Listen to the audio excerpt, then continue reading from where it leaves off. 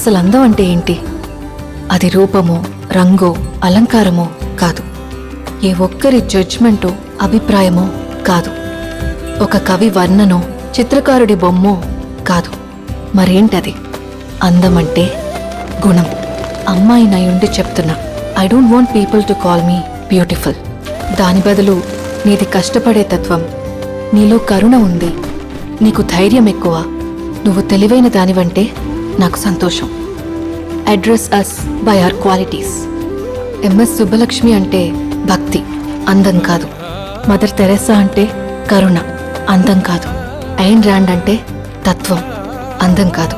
సరస్వతి అంటే విద్య, దుర్గా అంటే ధైర్యం, గౌరీ అంటే తపస్సు, లక్ష్మి అంటే శుభం. ఇలా ఏ దేవతనైనా ఆమె క్వాలిటీస్ కోసమే పూజిస్తారు, ఆమె అందం కోసం కాదు. నీ గుణాలే నీ సంతకమవుతాయి, నీ అందం కాదు.